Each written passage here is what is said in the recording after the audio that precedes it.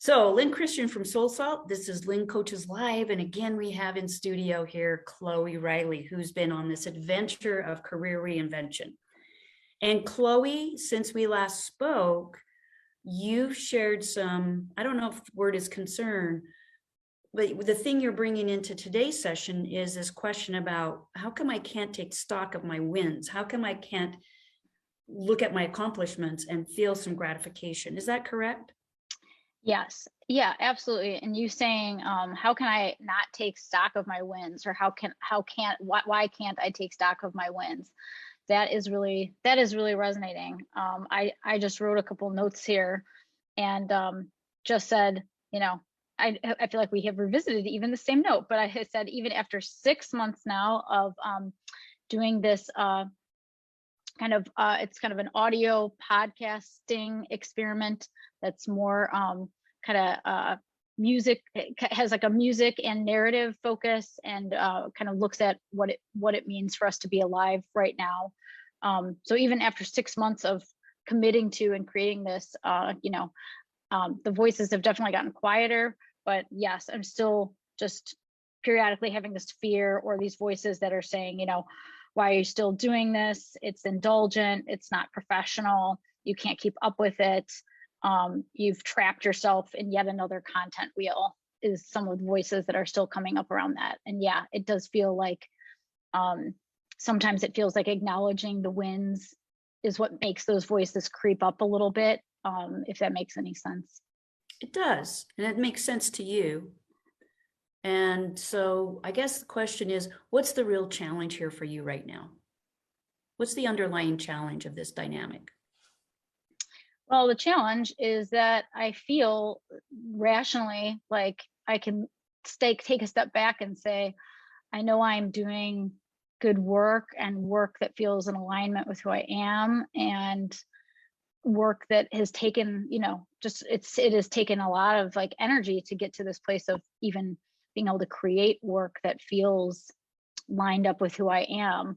And so the fact that these voices keep, chiming in, it still feels like it eats away at that progress a little bit, of that hard work of getting to that place. And yeah, and so rationally I can say, well, what the heck, like shut up.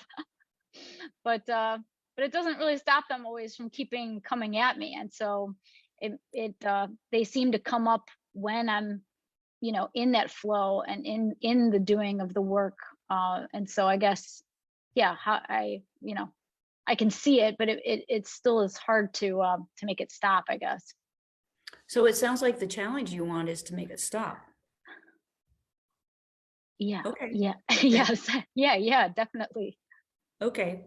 And self-doubt, like you're experiencing, let's just frame that a bit, Chloe. That's an instinct that's human to keep us safe.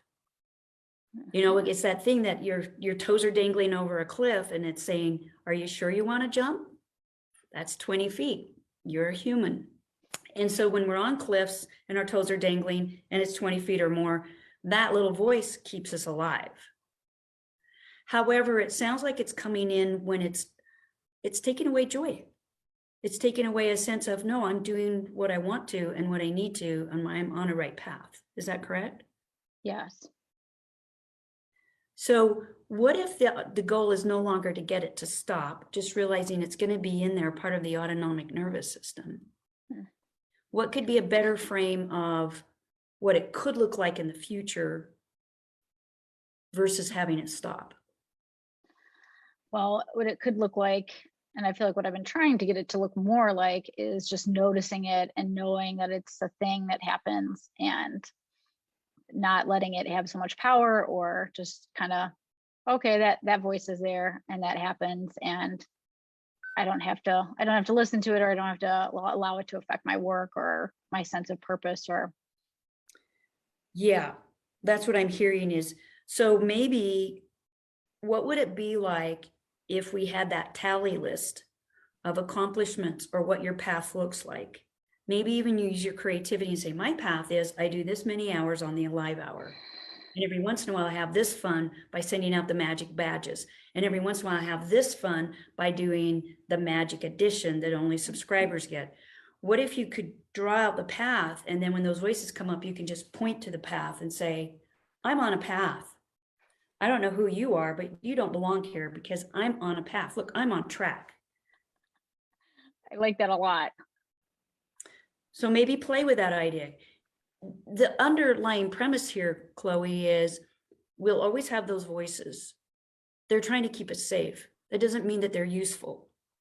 And in the moment you get to say, and it sounds like you've been saying, not a useful voice. Wish you weren't here. You're messing with my chi. And you're harshing my mellow, or whatever it is. Get out of here. You're crashing my party. Instead, just go to, look, I'm on track. I'm going to keep doing this. You can't stop me. It took me 18 months from where I went full time at Soul Salt to the place where I wasn't shaking in my boots on Sunday before Monday morning started up, saying, these hands, they're all that's sustaining me. And I got to get up the next day and I've got to prove myself again that I can do this business. And it's similar for you. It's going to take what it takes. And so can you recognize that it's less influential than it was before? Yes. So let's add a layer of fortification and keep making it less. It's not like a light switch. You can't just turn it on and off, that voice, but you can turn down the dimmer and make it slighter, less vocal, less often. That is really helpful to hear. I feel like I'd like to hear too from anybody listening. I would love to hear if anybody else feels safe chiming in about if they experience this. I'd love to hear that too, because I think sometimes even coming to these sessions with you, or even like a session with my therapist, I have been observing myself that it's hard to keep saying this over and over. Like it's hard to keep coming back week after week and just saying, I still have all this fear. I still have all this fear. I still have all this fear. These voices are still here. They're still here and they're still here. Like it feels embarrassing and it feels like this isn't the way I should be perceived, or this isn't really part of who I am. And so why, to even keep having to admit it out loud is like, oh, like it's hard to do, It is. It's a hard thing to do. And you've done hard things and you can keep doing them. And you don't have to put a date on it and say, well, in 18 months, I'll be done. Just keep saying, at some point, I'll fear less. And you, Chloe, are fearless because you are fearing less. And that's why there's not a word for fear never. It's called fearlessness because you fear less and less and less as you keep going. If we had a word for never fearing again and never having fear pop up, it would be fear never. We don't have that in our language. So be fearless, less and less and less. You are already doing it. Keep doing it. That's great, Lynn. I really like that.